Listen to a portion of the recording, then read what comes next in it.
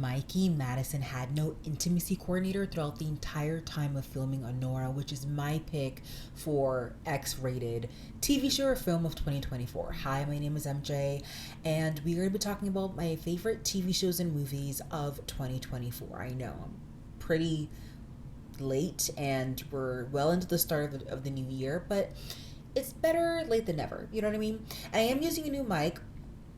Hopefully I don't do a lot of mouth chomping with this because apparently I do that. So I have this buffer and everything. So hopefully that is better. And so, yes, let's talk about it. So, the first one is Honora, and I would say it's really good. If you've been hearing it around, it is in the movie theaters. It was anyway, but I think you can actually watch it. I think I watched it on Amazon Prime, I believe.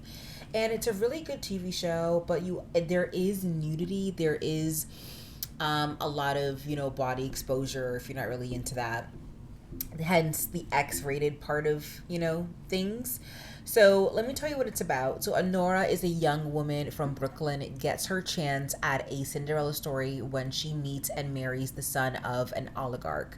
Once the news reaches Russia, her fairy tale is threatened as the parents set out for New York to get the marriage annulled. I just want to say, Mikey Madison's portrayal of a stripper in this movie was on point. Like, I honestly thought that she actually strips in real life because of how well she did at portraying what a stripper feels, talks, walks, move, had personality.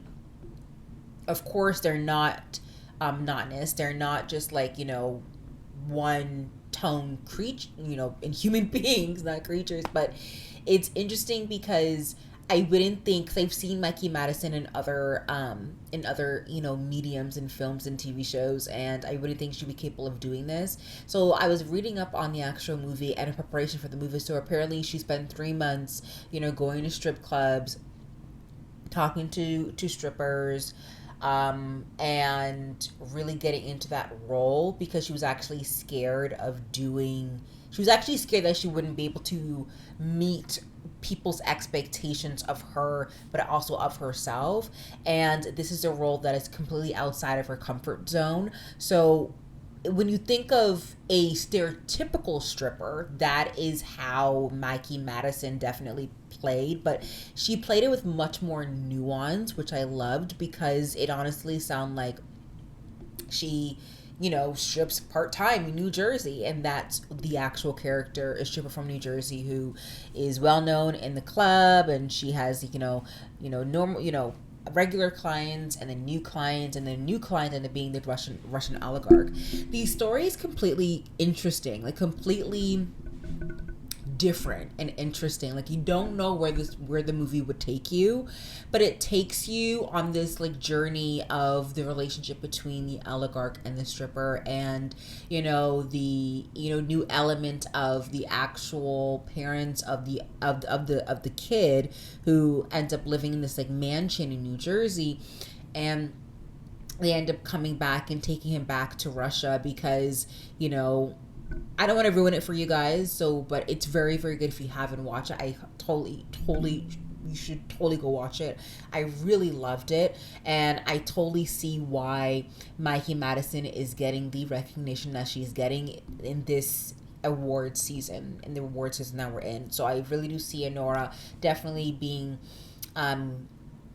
given some awards for the movie for Best Actress, best directing as well. I think a lot of people too also have a bit of a gripe when it comes to the director of Honora the film, because the director films a lot of this type of movies, like a lot of movies from the perspective specifically on sex workers, and strippers. So this is not his first time filming this film, and people think he has a fetish or something like that. I don't think he portrayed that in this movie. I think he did a really good job of showing, the real life of a real life stripper in the 21st century, 22nd century. So I think he did an incredible job. It was like I was watching my neighbor who just happened to be a stripper, and like we're watching her everyday life, and she's smart and she's kind, and she's also emotionally unavailable, which we see in the movie. Very complex but also very normal and grounded character. And Mikey Madison did an incredible job playing that role. So that's my pick for kind of like X-rated type of movie. And since we're going into this like very unique, different, out of the world type of categories, for kind of like the freaky deaky unexpected type of category, I would totally give it to Baby Girl. I would totally give it a Baby Girl. So Baby Girl is the one with Nicole Kidman. If you've been hearing it on TikTok, hearing it on social media, oh my god. I was in Boston when I was watching this movie. And I went to the movie theater, and I actually into the movie theater with my brother and his girlfriend. I ended up sitting in a totally different section in theater, totally different section in theater, away from my boyfriend and girl. And it's late at night. Yeah, I don't know why I can't talk. Away from my brother's girlfriend. So I'm so happy I didn't sit next to my brother while this movie was playing, because throughout the entire time of during the movie, I was literally sticking to my seat like this. Like, I literally could not believe that Nicole Kidman is able to go fully naked, and I don't even understand. I don't understand as to why she has to do this particular movie. Like, is she showing us that she can go naked? Like, I don't, and is that really her body? Like, did she? Because I know when it comes to some nudity scenes played by actors in TV shows and movies, they sometimes wear kind of like a fake bodysuit. So when the other person is filling them up or whatever to act out that sex scene, nudity scene, or whatever, they're not touching them. They're actually touching the fake bodysuit. So let me read to you what Baby Girl is. I can't really describe it on my own. I could have totally described any other movie TV show that I talk about in this video, but I cannot describe Baby Girl for the life of me. I'm sorry.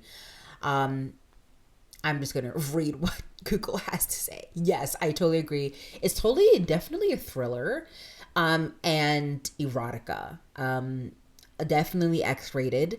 Do not watch it with your boss, with your brother, mom, dad, whatever. Like, this is not something you go in blind. Okay. It's kind of crazy.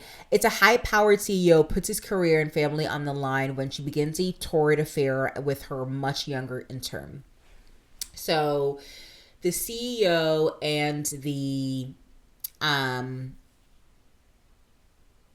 CEO, who is Nicole Kidman, has this kind of like a affair. Not an affair. It is an affair. Not like an affair. It is an affair with the intern. And it's kind of tumultuous, kind of all over the place, kind of, BDSM. She dominates. Well, you would think she dominates. No, she kind of takes of this submissive, and the intern, the 22-year-old, 23-year-old intern, takes in the role of the dominant person, and she does weird things which turns her on. It's a good, interesting movie, honestly. Would it be something that I would go into the movie and go watch with somebody? No. I would totally like watch this movie at home. It's incredible because you see Nicole Kidman in produced range that you didn't think existed. Like, she is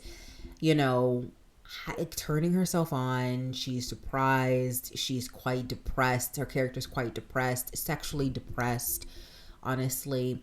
It was a lot. Like, the fact that I can memorize Nicole Kidman's body is disturbing to me, but it's still very good acting. Same thing with Honora, like, amazing acting. Very good acting from Nicole Kidman. And this is a movie that's also getting a bunch of noms and Golden Globes and Oscars, so we'll see if it wins any awards, honestly.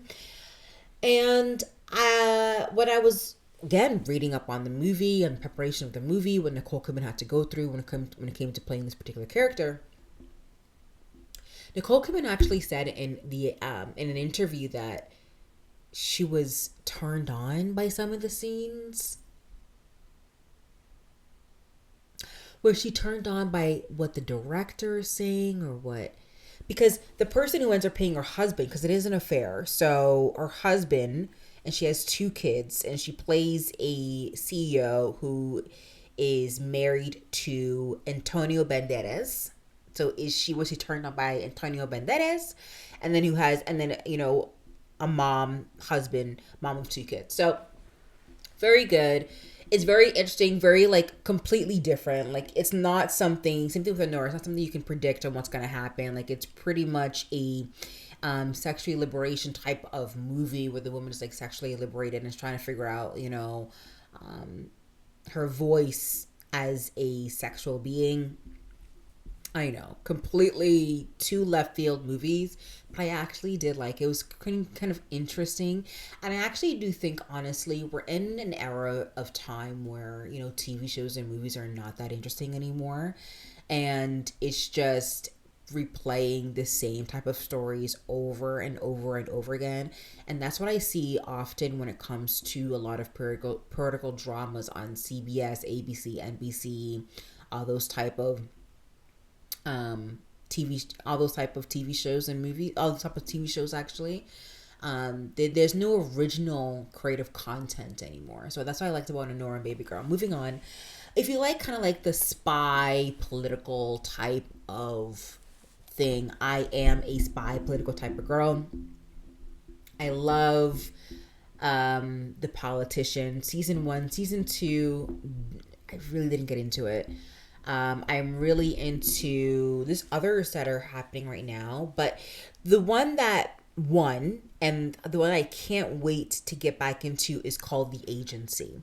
So The Agency is on Amazon Prime and on Paramount Plus, and The Agency is a TV show, espionage thriller, and it's about a covert CIA agent who is ordered to abandon his undercover life and return to London station.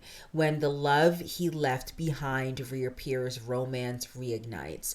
So he was stationed in the Middle East, and as part of his cover, he's supposed to. I don't think it was part of his cover because I'm actually like a few episodes in, but I love it. Like when I love something, I actually have to savor it. How I savor it and make it last is take my time and watching it. What does that mean? Whenever I feel like watching it, then I watch it. A lot of the times when new TV shows and movies are out, you just like have to force to watch it so like you don't get spoiled by social media or people who are currently watching it.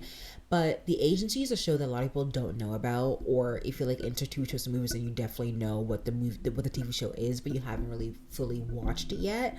So I really like it, and I savor it by taking the time to watch it during the time that I really do need to watch it. Like I really do look at TV shows and movies as a form of escape. So with that being said, I love this. So let's look at the cast. So the cast of this particular TV show and it's new and different. So it's about a CIA agent who comes back to London after he did his stint in the Middle East. While he's doing his like stint in the Middle East, his job in the Middle East, he fell in love with the woman, which his boss and everybody knows about because you have to relay these things and they have to be aware of these things. But he actually continues to love interest in London, which he's not supposed to do. And so you follow him kind of, fall in love with this like black woman, beautiful black woman in the Middle East. And his boss he has two bosses. One played by Richard Gere, and then I think the boss underneath Richard Gere, his direct boss, is Jeffrey Wright. So incredible acting from all involved. We have India Fowler, we have John Magaro, we have Catherine Watterson, and the black girl in question is I think Jodie Turner Smith. I could be wrong, but yes, that's it. Mm-hmm. Yes, that is it. We also have Hugh Bonneville at some point, so it's really good. I actually really do like this show, so I would totally recommend. So if you're like into the political, spy type of thing, that's what I recommend. Like I am that type of girl. I like politics, espionage, spy, but it has to be good, not like the agent on Netflix. Like, it has to be good TV, like The Politician and The Agency. Even The Politician win because I didn't like the second season. Like, I am a girl who's like a big fan of The West Wing and a big fan of oh my god, that girl, that blonde haired girl on, oh god, what's that? It reminds me of, I'll think of it. I'll think of it. Anyways, we're gonna move on to the next category, and let's see here. I'm trying to see if I can think of it. But anyways, I'm just a fan of political, CIA type of stuff. That cross boundaries. Anyways, cross national boundaries. Not really into like FBI type of stuff. So we're gonna move into the next category, which is rom-com. Something you going into more live, going into like the normal categories. Rom-com. Nobody wants this on Netflix. I'm sorry. That was incredible.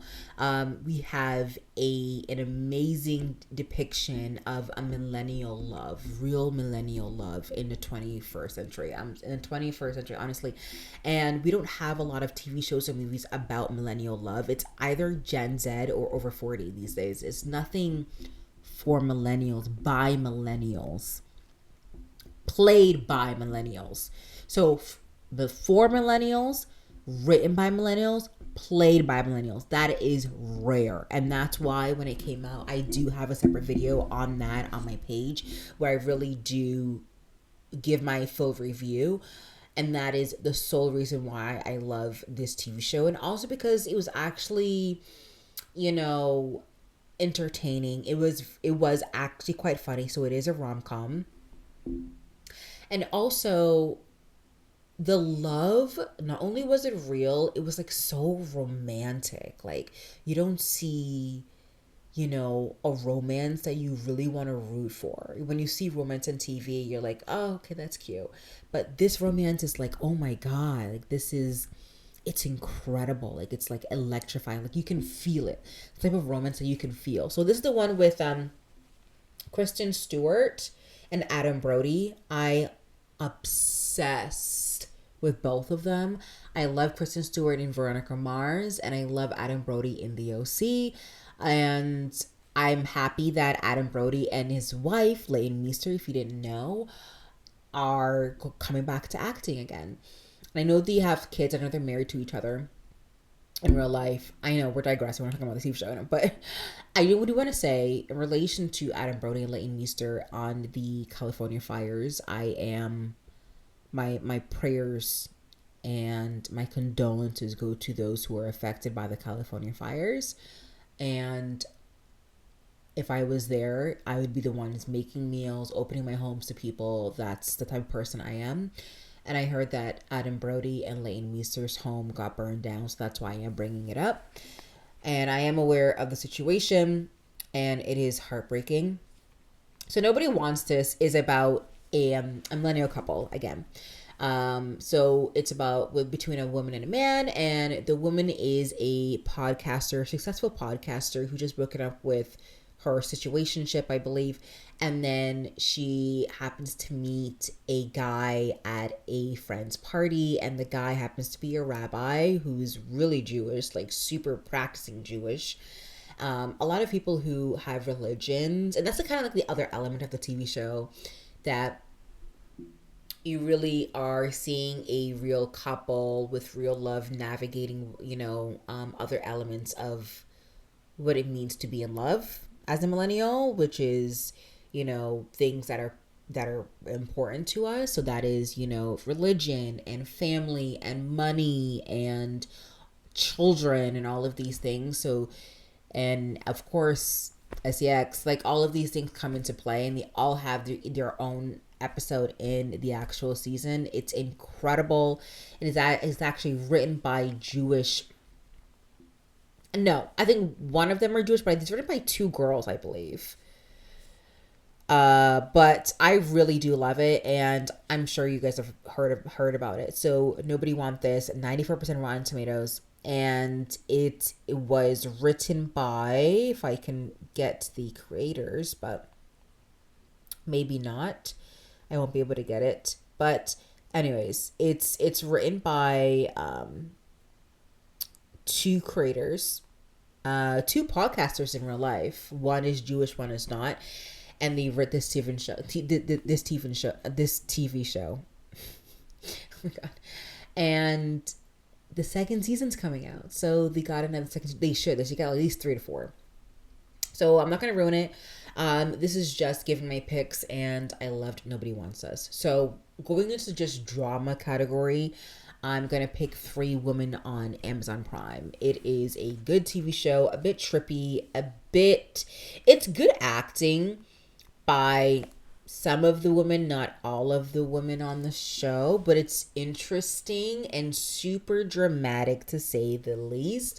I would say it's the epitome of a drama TV show. So it follows three women. Writer Gia convinces three women to tell their stories. To tell her their stories. Entrepreneur Sloan, who is a black woman, homemaker Lena, who is a woman who's trying to leave her husband because their husband really, like, literally refuses to touch her in the bed. And then student Maggie, who is assaulted by her assaulted and as harassed by her teacher, basically. And the Maggie storyline is actually based off of a true story. So it's truly really interesting. And it's also a book adaptation. It's based off of a book. So the Three Women TV show is based off of a real book. So it's really incredible. I do think they could have reduced the TV show episodes, because the episodes are, yeah, they're 10. I fast forward through a lot because a lot of it's not necessary. I do agree. I think I read a critic's review on this that it could have been better made into a movie, 3 movies maybe. I think that would have been better, and then we could have seen their full arc of each and every character, because some of the character development wasn't completely finished. The only one who was maybe partially finished would have to be the writer, who's going to these 3 women asking for their story so she can write a story on them, which I find a bit privileged and a bit weird, because I'm not gonna go to a stranger and tell them my story that is mine and mine alone and is vulnerable. I find it really, really, really weird. But somehow Gia is able to find women who would give their lives and their stories, and she would write about it. And I'll be like, you can write about it, but you have to write me a check too. That's exactly what I would say. Write me a check too. So it's very good. It's 10 episodes. It's a bit trippy. It's super drama. Like, if you like highs and lows, joys, happiness, like super tragic things happen, but it's good. And I would recommend that. For action, I'm going for Monkey Man. I loved it. I mean, am I surprised if we don't know who Monkey Man is an incredible film. Created by the one and only Dave Patel. I love Dave Patel. I pray to God I find a man to marry like Dave Patel. Oh my God, he's so good looking and so smart, and it's like so into his community, and he gives back to his heritage and his culture and where he comes from. And that's why I love this, because this movie is just that. This movie is about a young man out a meager living in an underground fight club where night after night, wearing a gorilla mask, he's beaten bloody by more popular fighters for cash. After years of suppressed rage, he discovers a way to infiltrate the enclave of the city's sinister elite. As his childhood trauma boils over, his mysteriously scarred hands unleash an explosive campaign of retribution to settle the score with the men who took everything from him. So it's staged in India, and I really do believe that Jackie Chan or Jackie Chan's successors taught Dev Patel how to fight. It's an incredible action movie. Like, if you want like Jackie Chan level fighting, this is the movie to watch. It is incredible. The acting from Dev Patel one to be. I don't know why it was not nominated for the Oscars or Golden Globes. The acting from a lot of people in this movie was so good. It is staged as being, it is filmed in India, I believe. And it's just an incredible coming of age story, kind of, but kind of played backwards, where the Dave Patel is played by the fighter, and he's trying to figure out who he is as a person. And as he's trying to figure out who he is as a person, he's going to go and hurt the person who murdered his mom. And I think the person he's trying to hurt slash kill is actually his father, I believe. So he's trying to kill his own father because he grew up by a single mom. But his mom, I don't think ever told him who his actual father was. But the person who ended up killing his mom, which he witnessed as a young boy, I think is his father. Anyways, so go watch that movie. It's very good. The next category would be trashy TV, trashy reality TV. That's going to the Crazy Lives of Mormon Wives. Those women, those girls, OMG. I have never, like, the way my mouth touched the ground from beginning to end on the first episode of the Crazy Lives of Mormon Wives. It is a reality TV show on Hulu that follows the lives of this mom talk group of basically a bunch of Mormon wives, but they're not really Mormon, in my opinion. They're like a modern version of what Mormon looks like in Utah. And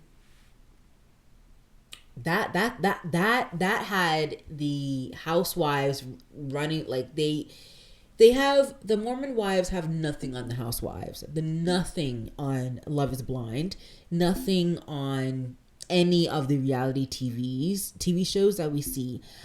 It was incredible. It was so good. It was juicy. It was addictive. Like, after you watch the first episode, you need to watch episode 2, 3, 4, 5. It's just, your mouth is on the ground, because a lot of people don't know anything about being Mormon or Mormon people usually. So when people are seeing the crazy things that these wives are doing, people, especially me, I'm like, oh my God, and they're like televising it for the world to see, is like incredibly fascinating. And like, so many things happen in the first episode. There's people get arrested, there's pregnancy from out of wedlock, and tattoos. There's so much going on. Highly recommend that. I think that's like all of the categories. I could be wrong. I mean, we could do musical. I guess that would definitely go to Wicked. I loved Wicked. I love Wicked, but I also do love Emilia Perez. Even though the premise of Emilia Perez does sound really crazy, I really did love Zoe Saldana's performance in Emilia Perez. I don't care what y'all say, but Zoe Saldana was amazing.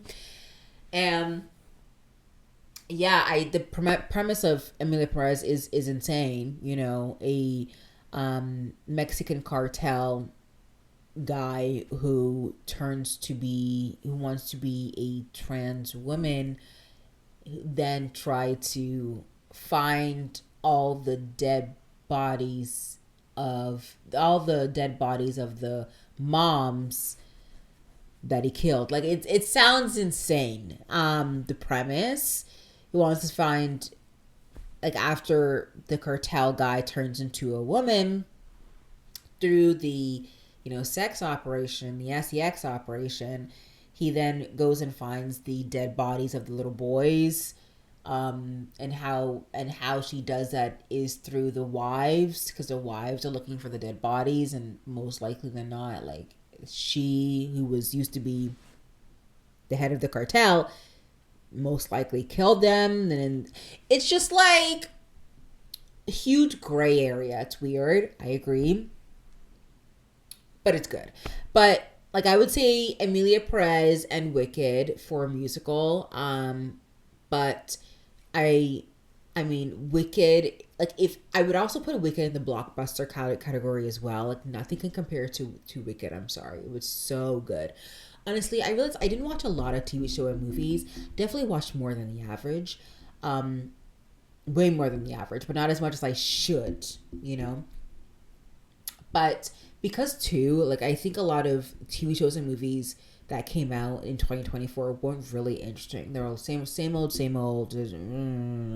So I actually really do like the ones that I picked for the categories, and they were interesting. They were different. They were entertaining. So yeah, Wicked for blockbuster category. It made me cry several times. Like it reminded me as to why I love TV shows and movies. And not all blockbuster movies remind me, you know, the first blockbuster movie that ever reminded me of that was Spy Kids. The second was Transformers. I can remember it. Um, and then it went on from there. So the Wicked movie is truly a magical movie, well casted, well acted. The voices are incredible, and they should sweep the Oscars. Hopefully, Cynthia Erivo and Ariana Grande. I do think Ariana Grande didn't do that well in playing Glinda, and I think Cynthia Erivo played amazing. Like she played amazingly well for um, Alphaba. Oh my god, I almost forgot. And so, Glinda, Alphaba, Glinda, Alphaba. So those are my picks for the best TV shows and movies of 2024. Let me know of your picks. Let me know on your categories for the spy category: blockbuster, musical, drama, rom-com, action. I would love to know. Welcome to my normal content outside of It Ends With Us. Don't worry, we are still doing It Ends With Us content. When something major comes up, I will talk about it. So I'm guessing we're all waiting for like the website with all the text messages from Justin Baldoni's lawyers. Until then, stay woke, stay healthy, and stay safe. And don't forget to subscribe, like, and comment. And I'll see you guys in the next video. Ciao, Bella.